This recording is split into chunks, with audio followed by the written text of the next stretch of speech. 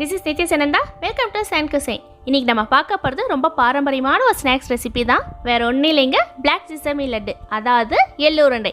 வாங்க எப்படி செய்யுதுன்னு பார்க்கலாம். அதுக்கு முதல்ல அடிகனமான ஒரு கடாயை எடுத்துக்கோங்க. அதில் கருப்பு எள்ளு போட்டுக்கலாம். எள்ளு வறுக்கக்குள்ளே மீடியம் லோ ஃப்ளேமில் வச்சுக்கோங்க. அதிக ஃப்ளேமில் வச்சிங்கன்னா எள்ளெல்லாம் தீஞ்சு போயிடும், அப்புறம் எள்ளு புரியாது.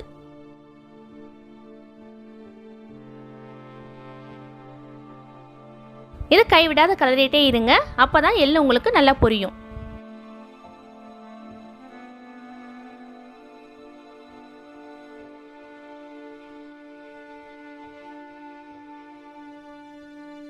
ரொம்ப ஈஸியாக செஞ்சிடலாம், அதே சமயம் ரொம்ப ஹெல்த்தியான ரெசிபியும் கூட இது.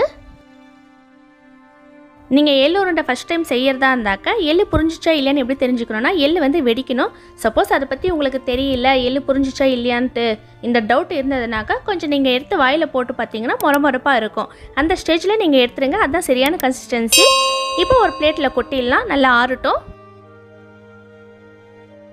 ஒரு கரண்டியை வச்சு நல்லா கலரி விடுங்க, அப்போ தான் சீக்கிரமாக ஆறும்.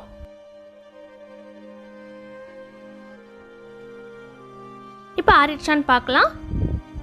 நல்லாவே ஆறிடுச்சுங்க. இப்போ இதை அப்படியே ஒரு மிக்ஸி ஜாரில் ட்ரான்ஸ்ஃபர் பண்ணிவிடுங்க.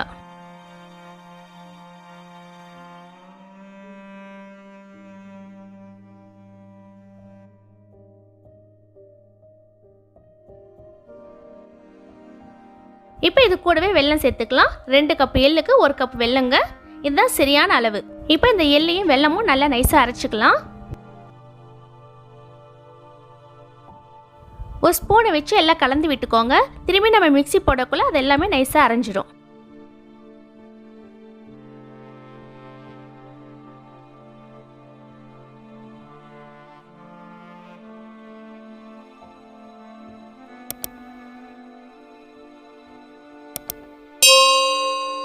இப்போ எள்ளு வெல்லமும் நல்லா அரைச்சாச்சு பாருங்க.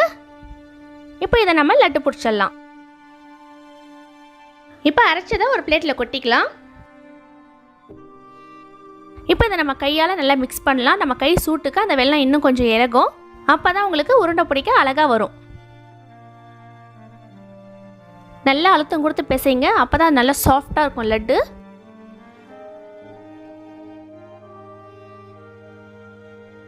அவ்வளோதாங்க, இப்போது லட்டு உருட்டிடலாம்.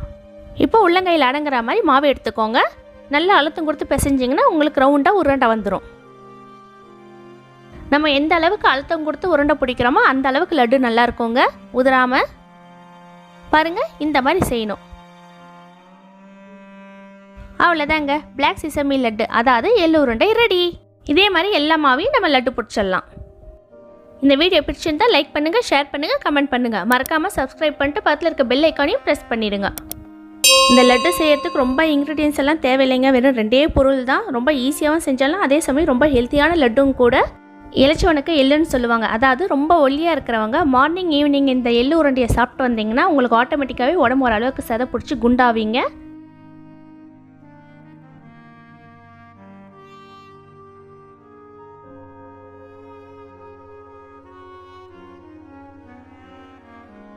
இப்போ எப்படி இருக்குன்னு சாப்பிட்டு பார்க்கலாம். ரொம்பவே நல்லா இருக்குங்க, கண்டிப்பாக ட்ரை பண்ணி பாருங்கள்.